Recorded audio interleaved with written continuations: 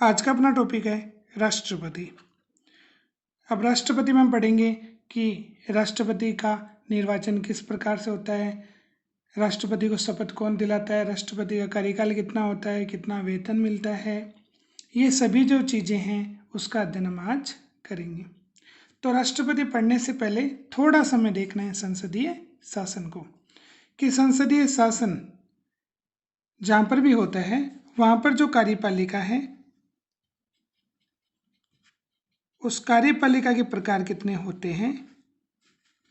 तो वहां पर कार्यपालिका के प्रकार होते हैं दो। एक तो संवैधानिक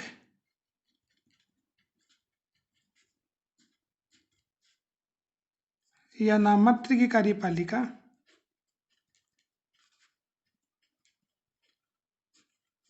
और दूसरी कार्यपालिका होती है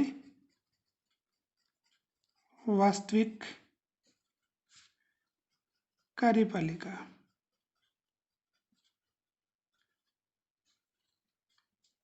संवैधानिक या नाममात्र की जो कार्यपालिका होती है उसके तहत हम भारत की बात करें तो यहाँ पर संवैधानिक जो अध्यक्ष होंगे वो होंगे राष्ट्रपति।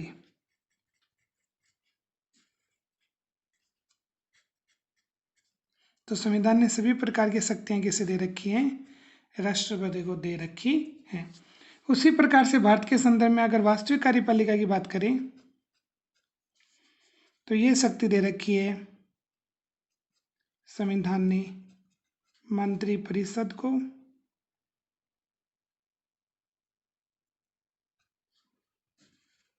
और उसके अध्यक्ष कौन होते हैं, प्रधानमंत्री। तो मंत्रिपरिषद और प्रधानमंत्री में वास्तविक कार्यपालिका की शक्ति होती है। इसका तात्पर्य यह है कि सभी प्रकार की शक्तियां तो राष्ट्रपति में होंगी लेकिन राष्ट्रपति उन शक्तियों का प्रयोग अपनी इच्छा से नहीं कर पाएंगे। तो मंत्रिपरिषद और प्रधानमंत्री की सलाह पर राष्ट्रपति महोदय कार्य करेंगे। तो ये तो हुआ संसदीय शासन जिसमें कार्यपालिका कितने प्रकार होते हैं, दो प्रकार होते हैं। तो भारत में संवैधानिक जो अध्यक्ष होते हैं वो होते हैं राष्ट्रपति। लेकिन अगर हम इसकी तुलना करें तो ब्रिटेन में हूबहू वही स्थिति है। ब्रिटेन में संवैधानिक अध्यक्ष जो होंगे वो राष्ट्रपति के स्थान पर कौन होंगे, राजा होंगे। अब हम बात कर लेते हैं कि राष्ट्रपति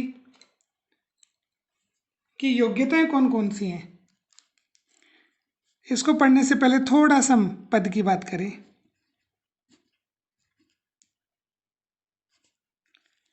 कि राष्ट्रपति का पद संविधान के कौन से अनुच्छेद से संबंधित है, तो संविधान और संविधान में अनुच्छेद 52। संविधान का अनुच्छेद 52 कहता है कि भारत का एक राष्ट्रपति होगा। तो राष्ट्रपति पद का जो उल्लेख है वो अनुच्छेद किस में है, 52 में। अनुच्छेद 52 कहता है कि भारत का एक राष्ट्रपति होगा। इसके अलावा अनुच्छेद 53 कहता है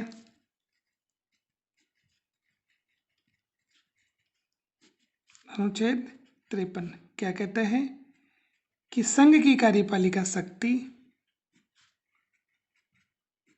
संघ की कैसी शक्ति, कार्यपालिका। तो संघ की कार्यपालिका शक्ति किसमें विद्यमान होगी,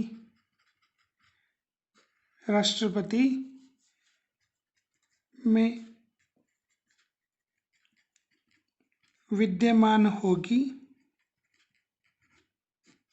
जिसका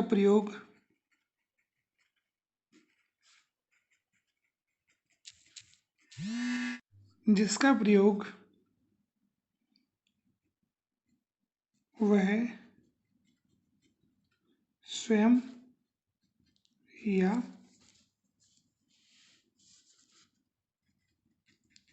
अपने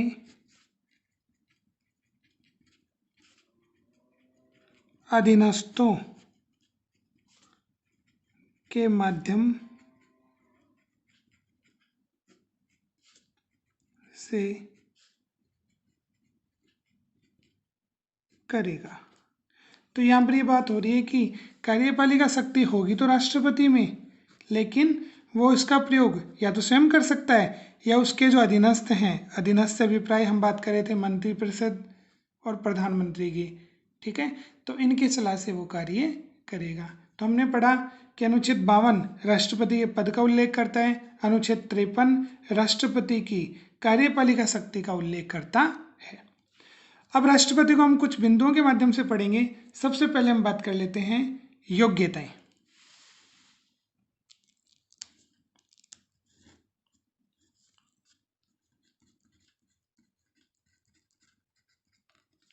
योग्यताएं,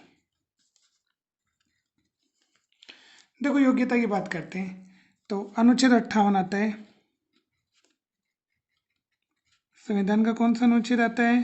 अनुच्छेद 58 में किसका उल्लेख मिलता है? राष्ट्रपति पद की योग्यताएं। पहली योग्यता है वह भारत का नागरिक हो। तो भारत का नागरिक होना चाहिए, जो भी राष्ट्रपति उम्मीदवार बनना चाहता है भारत का क्या होना चाहिए? नागरिक होना चाहिए। सेकंड नंबर है उसकी आयु 35 वर्ष होनी चाहिए, कि जो भी राष्ट्रपति व्यक्ति बनना चाहता है वो कम से कम 35 साल का होना चाहिए। तो न्यूनतम आयु कितनी हुई? 35 वर्ष। तीसरी की हम बात करें वह लाभ के पद पर नहीं हो। इससे अभिप्राय ये हुआ कि केंद्र सरकार, राज्य सरकार तो ऐसी तो वह लाभ के पद पर नहीं होना चाहिए। लाभ के पद से अभिप्राय है कि केंद्र सरकार और राज्य सरकार के अंतर्गत कोई सरकारी सेवा में नहीं होना चाहिए। अन्य में हम बात कर लेते हैं वह है लोकसभा का सदस्य बनने की योग्यता रखता हो।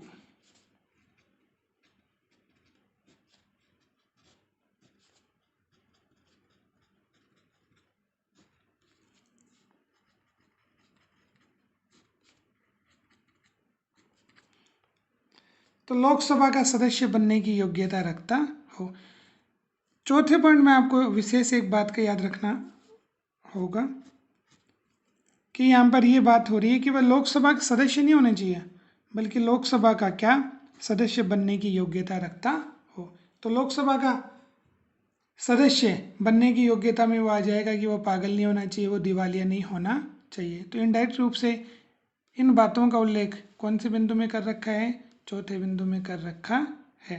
तो इस प्रकार से अनुच्छेद 58 राष्ट्रपति पद की जो योग्यताएं हैं उसका उल्लेख करता है।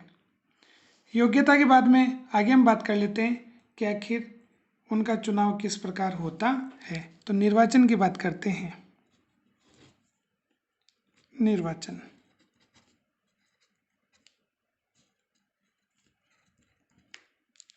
निर्वाचन से तात्पर्य है चुनाव।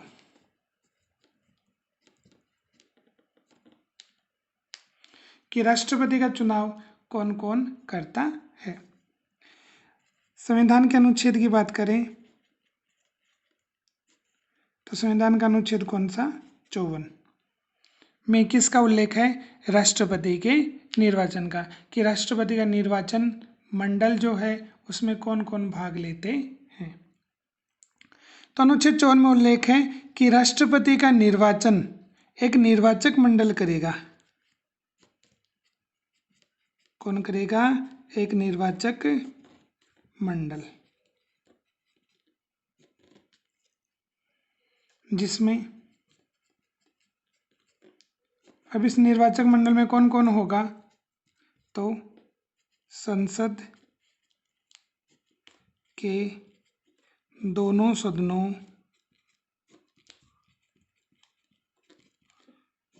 संसद के दोनों सदनों के कैसे सदस्य भाग लेंगे? निर्वाचित सदस्य।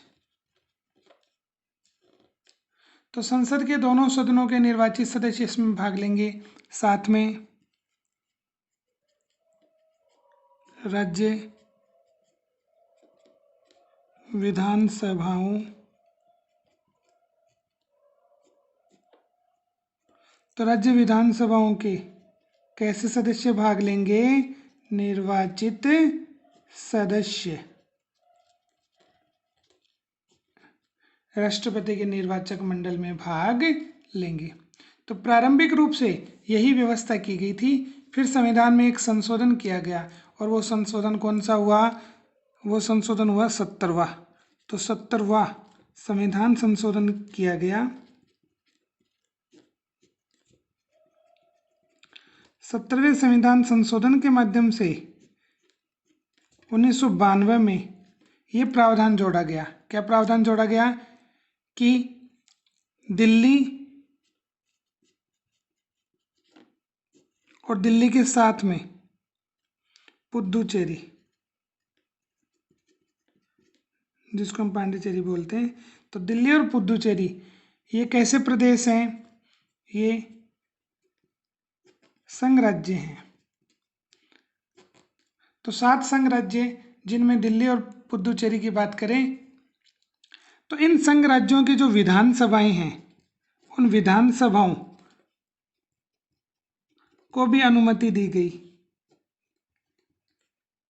किसके चुनाव में? राष्ट्रपति के चुनाव में।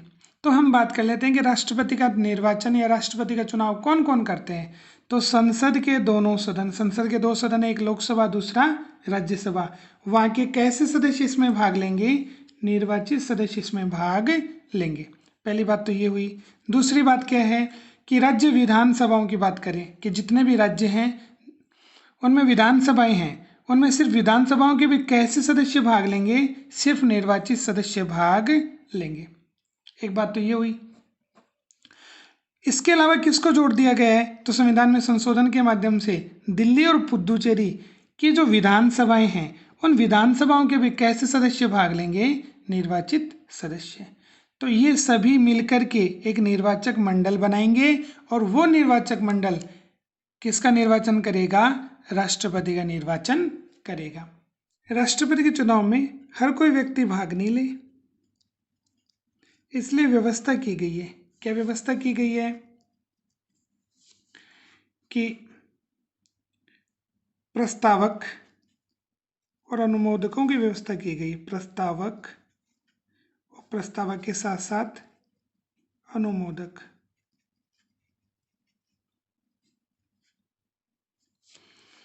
वर्तमान में 50 प्रस्तावक चाहिए, 50 अनुमोदक चाहिए। साथ में जमानत राशि का भी निर्धारण कर रखा है और जमानत राशि जो है वो कितनी है? 15,000 रुपये। इससे तात्पर्य ये हुआ कि हर कोई व्यक्ति राष्ट्रपति के चुनाव में भाग नहीं ले पाएगा। जो निर्वाचक मंडल है, उन निर्वाचक मंडलों में से 50 तो उसके प्रस्तावक, उसके नाम का प्रस्ताव रखने वाले, उसका समर्थन करने वाले कितने चाहिए? 50 समर्थक चाहिए। ठीक है, तो उसको प्रस्तावक अनुमोदक कहा जाता है। और साथ में जमानत राशि का निर्धारण कर रखा है कि अगर राष्ट्रपति के चुनाव में अगर निर्धारित जो सदस्य संख्या है उसका 1/6 अगर मत प्राप्त नहीं होता है तो ऐसी स्थिति में जमानत राशि 15,000 रुपये रखी गई है। तो राष्ट्रपति के निर्वाचन में हमने देखा कि कौन कौन से सदस्य हैं जो राष्ट्रपति के निर्वाचक मंडल के रूप में कार्य करते हैं। तो निर्वाचन को पढ़ने के बाद में अगले पॉइंट को हम पढ़ेंगे, निर्वाचन की पद्धति या रीति। तो निर्वाचन की पद्धति।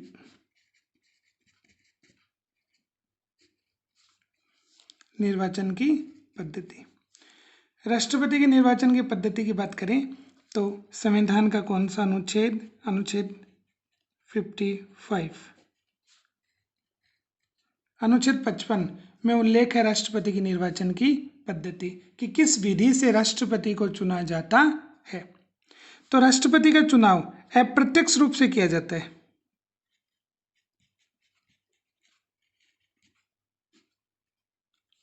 तो निर्वाचन की पद्धति ये हमने अपनाई है कहाँ से? अमेरिका से। तो यहाँ पर जनता राष्ट्रपति के निर्वाचन में प्रत्यक्ष भूमिका नहीं निभाती है, बल्कि कैसी भूमिका होती है जनता की? अप्रत्यक्ष भूमिका होती है। तो कौन सी पद्धति से राष्ट्रपति को चुना जाता है?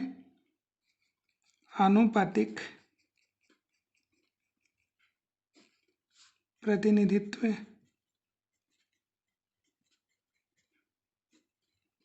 की एकल संक्रमणीय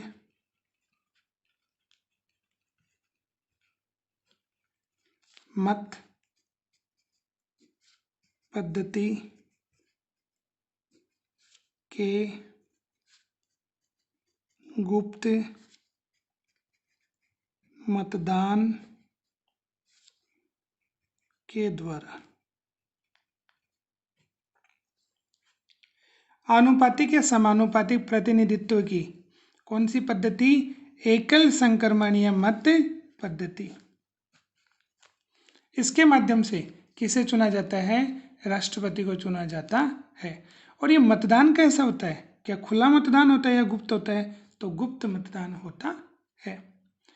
अब इसमें एकल संक्रमणीय मत पद्धति कौन सी है? तो एकल संक्रमणीय मत पद्धति उसे कहते हैं जिस विधि से निर्वाचक मंडल के सदस्य किसको चुनते हैं? राष्ट्रपति को चुनते हैं। अब इसमें एकल संक्रमणीय मत पद्धति में पसंद के आधार पर क्या दी जाती है?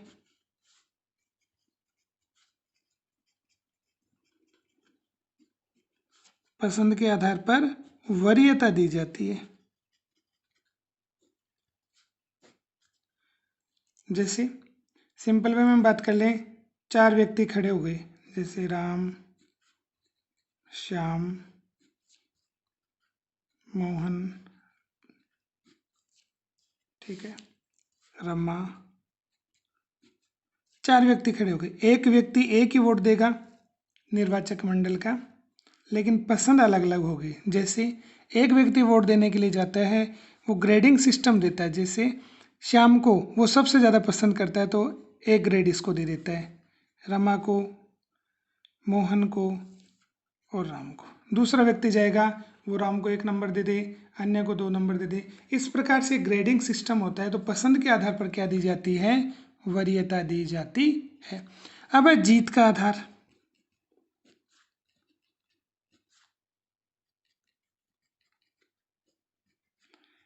कि कौन व्यक्ति राष्ट्रपति बनेगा, तो इसमें एक सूत्र दे रखा है जिसको बोलते हैं हम न्यूनतम कोटा। ये न्यूनतम कोटा का सूत्र है। क्या सूत्र है? डाले गए वैध मतों की संख्या, डाले गए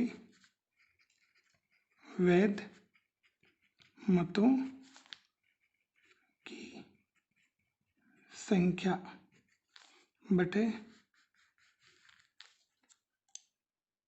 निर्वाचित होने वाले उम्मीदवारों की संख्या, निर्वाचित होने वाले उम्मीदवारों की संख्या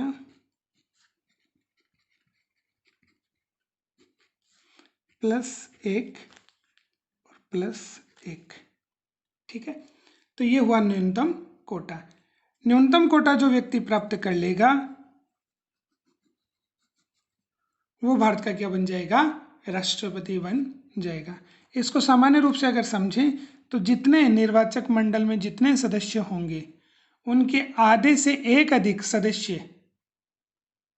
सदस्यों का जो वोट है वो जो व्यक्ति प्राप्त कर लेगा वो राष्ट्रपति बन जाएगा। तो डाले गए वैध मतों की संख्या, मान लो डाले गए वैध मत कितने हैं? 100। निर्वाचित होने वाले उम्मीदवारों की संख्या की बात करें तो निर्वाचित उम्मीदवार राष्ट्रपति कितने बनेंगे? एक। अब इसमें क्या जुड़ा हुआ है? एक जुड़ा हुआ है, इसमें एक हम जोड़ लेते हैं और सूत्र में एक प्लस में जोड़ रखा है, तो ये अपना एक आधार हो गया। हम मान लेते हैं 100 के आधार पर, तो 100 में इन 2 का भाग देते हैं तो कितना आ गया? 50। 50 में क्या जोड़ेंगे? 1। इस प्रकार से अगर 100 संख्या हुई निर्वाचक मंडल की तो आधे से एक अधिक, तो 51 सदस्य जिस व्यक्ति के पक्ष में अपने वोट देंगे वही क्या बनेगा? राष्ट्रपति बनेगा। तो ये हमने देखा कि न्यूनतम कोटा का जो सूत्र है वो अगर कोई भी राष्ट्रपति उसे प्राप्त कर लेगा, कोई भी राष्ट्रपति उम्मीदवार उसे प्राप्त कर लेगा तो भारत का क्या बन जाएगा? राष्ट्रपति बन जाएगा। तो निर्वाचन पद्धति, उसके बाद में हम बात कर लेते हैं शपथ।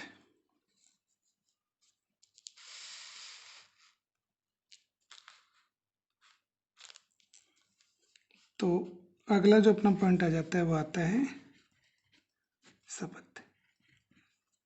राष्ट्रपति जो शपथ लेते हैं वो शपथ किसके लेते हैं? संविधान की शपथ लेते हैं। शपथ दिलाता कौन है राष्ट्रपति को? तो बड़ा ही अच्छा इंपॉर्टेंट क्वेश्चन बनता है। तो भारत के CJI, chief justice of India, या हम बोले सर्वोच्च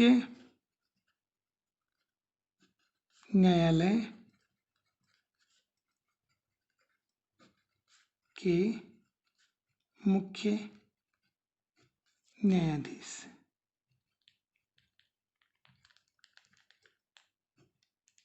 सर्वोच्च न्यायालय के मुख्य न्यायाधीश या चीफ जस्टिस ऑफ इंडिया। तो वर्तमान में कौन है? अरविंद बोबड़े।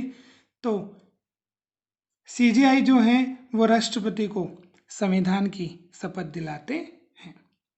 शपथ के बाद में हम बात कर लेते हैं कि राष्ट्रपति महोदय शपथ ग्रहण करने के बाद में अपना काम शुरू करेंगे, तो उनके कार्यकाल की बात कर लें।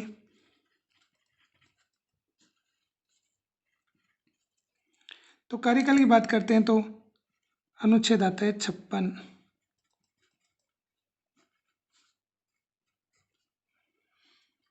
राष्ट्रपति का कार्यकाल कितना है? 5 वर्ष। लेकिन 5 वर्ष का अगर कार्यकाल पूरा हो गया है और नए राष्ट्रपति का जब तक चुनाव नहीं हुआ है तब तक राष्ट्रपति अपने पद पर विद्यमान रहेंगे। तो ये हुआ कार्यकाल। समय पूर्व राष्ट्रपति अपने पद को छोड़ सकते हैं, तो त्यागपत्र दे सकते हैं। राष्ट्रपति अपना त्यागपत्र किसे देंगे? उपराष्ट्रपति को। राष्ट्रपति अपना त्यागपत्र किसे देंगे? उपराष्ट्रपति को। तो ये हुआ राष्ट्रपति का कार्यकाल। अब बात कर लेते हैं वेतन की।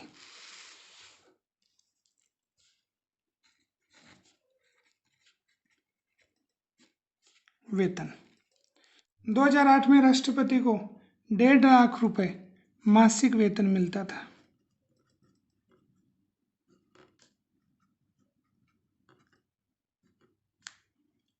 सातवें वेतन आयोग के अनुसार राष्ट्रपति का वेतन 1.5 लाख से बढ़ा करके कितना कर दिया गया है? 5 लाख प्रति माह। तो वर्तमान में राष्ट्रपति को कितना वेतन प्राप्त होता है? 5 लाख रुपए मासिक वेतन प्राप्त होता है। अन्य सभी सुविधाएं जो हैं वो निःशुल्क प्राप्त होती हैं राष्ट्रपति महोदय को। वेतन के बाद में हम बात कर लेते हैं त्यागपत्र की।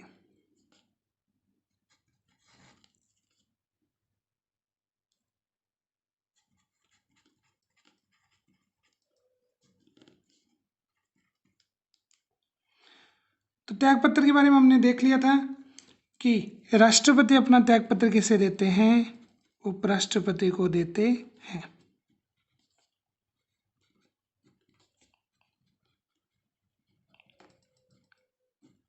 और उपराष्ट्रपति अपना त्यागपत्र किसे देते हैं? राष्ट्रपति को देते हैं। तो आपस में एक दूसरे को त्यागपत्र दिया जाता है। त्यागपत्र के बाद में हम बात कर लें पदच्युति या पद का त्याग। तो अगला जो अपना बिंदु है वो है पदच्युति।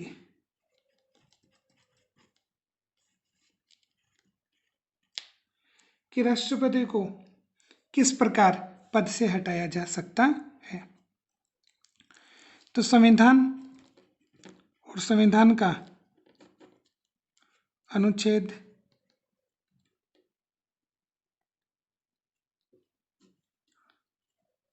56 में किसका उल्लेख है? महाभियोग का।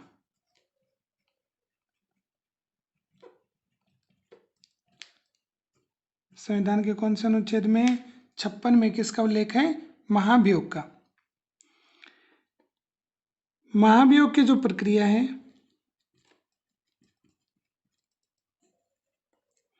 महाभियोग की प्रक्रिया, उसका उल्लेख अनुच्छेद 61 में है।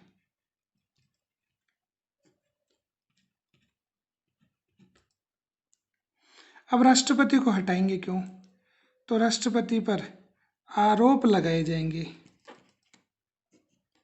राष्ट्रपति पर क्या लगाए जाएंगे? आरोप। कौन कौन से आरोप लगाए जाएंगे? संविधान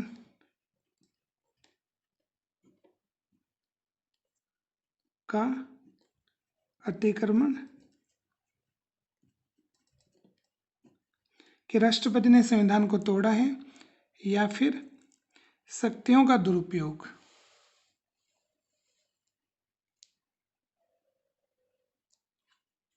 तो संविधान का अतिक्रमण या फिर किसका? शक्तियों का दुरुपयोग।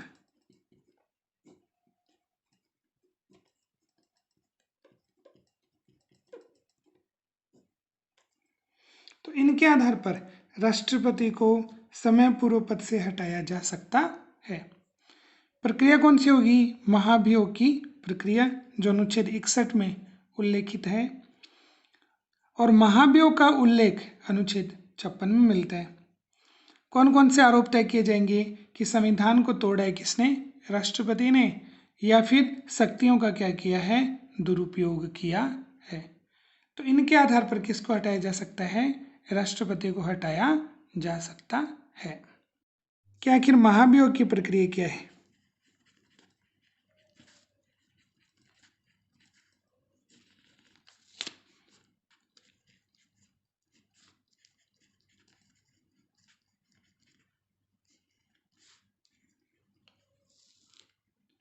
महाभियोग की प्रक्रिया की बात करें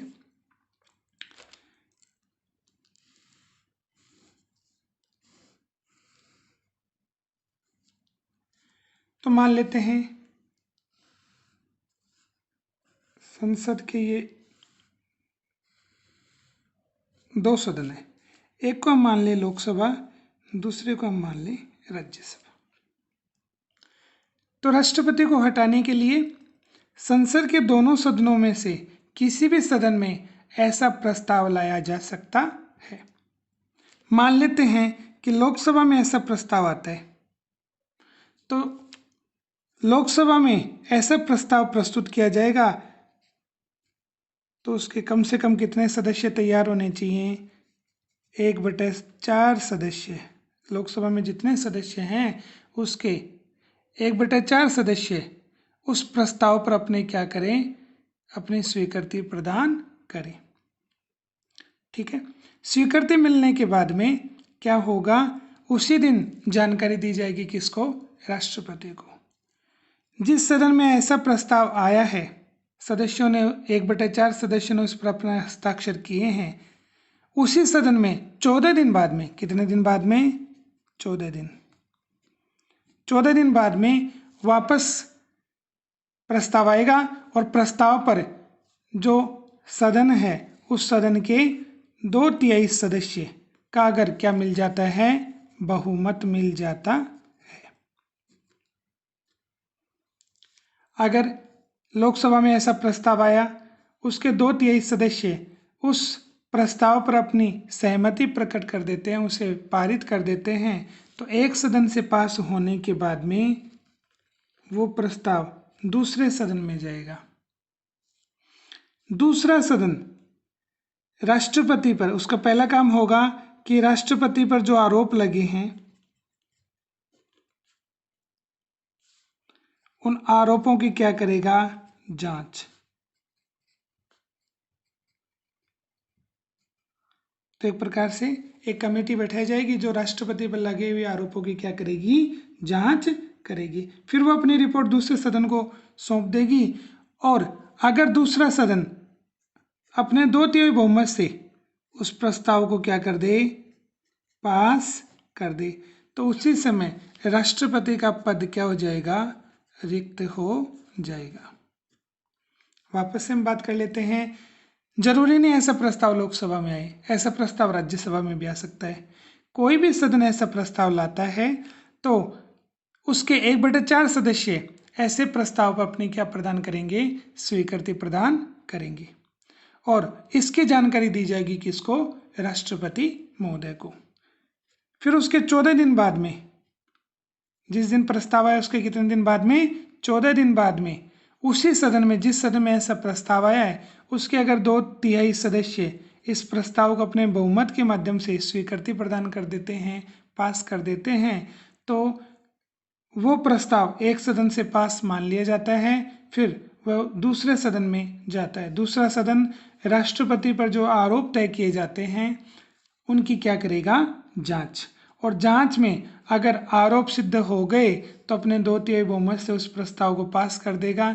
जैसे प्रस्ताव पास होगा राष्ट्रपति का पद क्या हो जाएगा, रिक्त हो जाएगा। अब इसमें प्रावधान ये कर रखा है, संविधान का अनुच्छेद 65 क्या कहते हैं कि राष्ट्रपति का पद रिक्त होगा, राष्ट्रपति का पद रिक्त होने पर उपराष्ट्रपति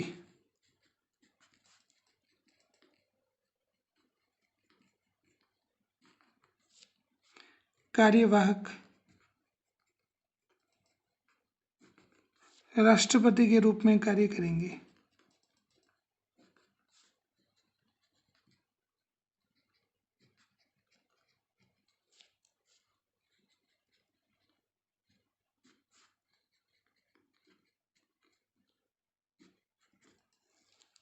ठीक है, तो राष्ट्रपति जैसे ही अपनी सीट छोड़ देंगे तो राष्ट्रपति का पद रिक्त नहीं हो पाएगा, तो उपराष्ट्रपति अपने पद को छोड़ करके कार्यवाहक राष्ट्रपति के रूप में कार्य करेंगे।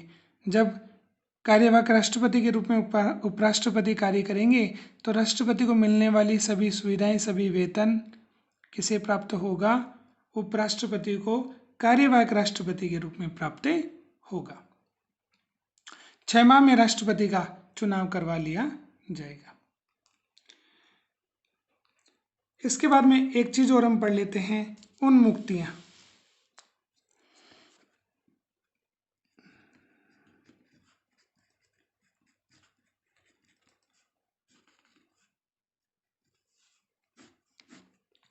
उन्मुक्तियों से अभिप्राय है विशेष अधिकार, कि राष्ट्रपति को कुछ विशेष अधिकार दे रखे हैं, जैसे कार्यकाल के दौरान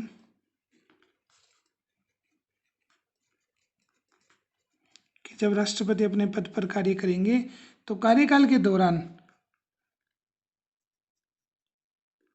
राष्ट्रपति पर दीवानी और फौजदारी मुकदमा दायर नहीं हो पाएगा।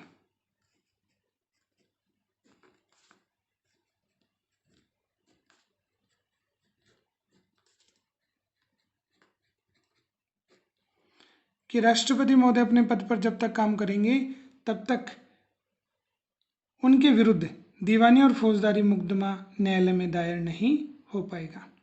एक तो ये उन्हें विशेष अधिकार दे रखे हैं, साथ में उन्हें कार्यकाल के दौरान क्या नहीं किया जाएगा, गिरफ्तार नहीं किया जाएगा। तो गिरफ्तारी का वारंट उनके विरुद्ध जारी नहीं होगा, उन्हें गिरफ्तार नहीं किया जाएगा। दीवानी मामले राष्ट्रपति के विरुद्ध तभी चलाए जा सकते हैं कार्यकाल के दौरान जब उन्हें 2 महीने पूर्व क्या दिया गया है, लिखित नोटिस, कि लिख करके उनको सूचना दी गई है। उसके बाद में 2 महीने बाद में उनके विरुद्ध दीवानी कार्य किए जा सकते हैं।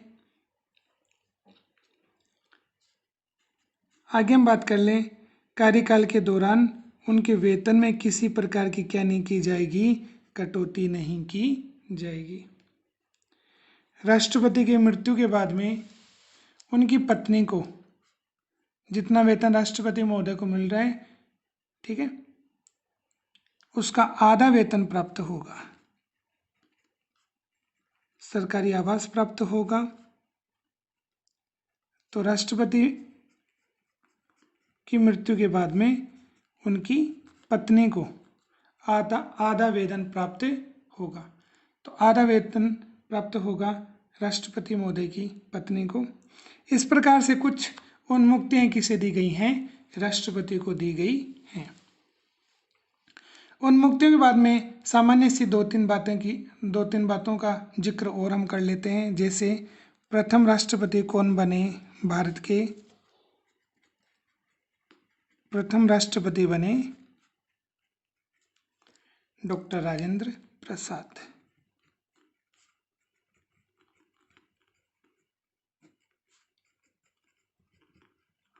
डॉक्टर राजेंद्र प्रसाद भारत के प्रथम राष्ट्रपति बने, जिनका कार्यकाल 10 वर्ष का रहा। तो 2 कार्यकाल इन्होंने अपने पूर्ण किए। ठीक है। वर्तमान में भारत के जो राष्ट्रपति हैं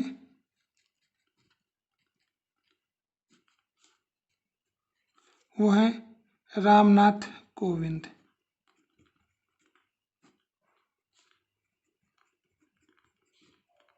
रामनाथ कोविंद। और ये भारत के कौन से राष्ट्रपति हैं, 14वें राष्ट्रपति। तो इस प्रकार से आज हमने पढ़ा कि राष्ट्रपति हैं, उन राष्ट्रपति के लिए पद के लिए कौन कौन सी योग्यताएं होनी चाहिए, किस प्रकार से उनका निर्वाचन किया जाता है, निर्वाचन पद्धति क्या है, उन्हें शपथ कौन दिलाता है, कितना उनका कार्यकाल होता है, कितना उन्हें वेतन प्राप्त होता है, वो त्यागपत्र अपना किसे देते हैं, उन्हें पद से किस प्रकार हटाया जा सकता है। तो इन सभी चीज़ों का जिक्र आज हमने किया है। Please subscribe YouTube channel, share and like it.